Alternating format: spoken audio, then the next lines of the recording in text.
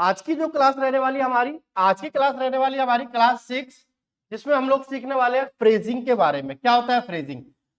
As an aid to rapid writing, shorthand words में often भी join. कहता है स्पीड में लिखने के लिए हम लोग क्या करते हैं, शॉर्ट हैंड के वर्डों को जोड़ जोड़ के लिखते हैं। कैसे करते हैं? शॉर्ट हैंड के वर्ड्स को जोड़ जोड़ के लिखते हैं। इसको हम फ्रेजिंग बोलते हैं। क्या बोलते हैं इसको हम बोलते हैं phrasing. This is called phrasing. Outline should be phrased only when they join easily and naturally.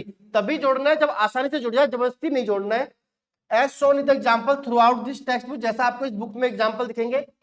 The first word in a phrase is written in its normal position. फ्रेजोग्राफी का जो पहला वर्ड है वो अपनी नॉर्मल पोजीशन पर रहेगा, बाकी उसका अगला वर्ड उसके साथ जुड़ के आगे चले जाएगा। मान लो लिख रहा है टू डू, एक बंदा मान लो लिखता है टू डू और दूसरा बंदा लिखता है टू और डू। आपको पता लग रहा होगा इसको बनाने में टाइम कम लगेगा, इसको बनाने में टाइम ज्यादा लगेगा। तो अगर हमें 120, 100 या 80 वर्ड पर मिनट स्पीड चाहिए तो हमें पेंसिल को जितना कम उठाएंगे उतना हमारी स्पीड ज्यादा होगी। लिखना है जैसे बट विच, एक बंदा लिखा बट विच, दूसरा बंदा लिखता है बट विच, तो ये जो लिखेगा वो क्या होगा, उसकी स्पीड ज्यादा होगी। किससे? इस वाले बंदे से। क्या बात समझ में आई? आगे देखते हैं। कहता है a small tick at the end of a word represent the.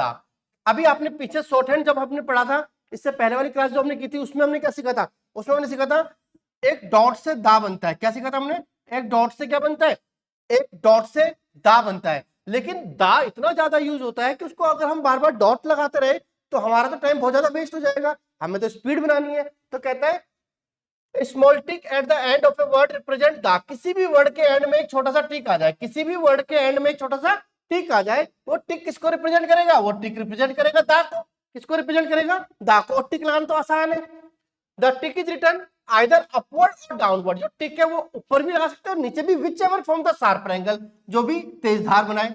But whether written upward or downward, its angle to the line of writing is always the same। जैसा भी बनाओ लेकिन हमेशा एक जैसा ही बनाना ताकि आपको पता रहे। अब देखते हैं किस शार्प एंगल की बात कर रहा है, ये बात समझते हैं। किस शार्प एंगल की बात कर रहा है ये समझते हैं। मान लो विच दा लिखना है, विच लिखा, दा लिखा, ये जो टिक लगाया किसके लगा है? दा के लिए।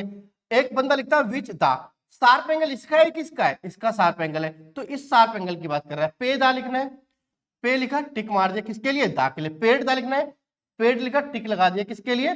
दा के लिए। टिक जो लग रहा है किसके लग रहा है? दा के लिए। टू आपने सीखा शॉर्ट फॉर्म में, टू लिखा, टिक लगा दिया, टू दा। बी लिखना, बी आपने सीखा, बी दा, डू दा। नीचे मैंने चाहिए ऊपर जो भी तेज धार बनाता है, जो भी शार्पर एंगल बनाएगा। मिलते हैं अगली वीडियो में। Thank you so much.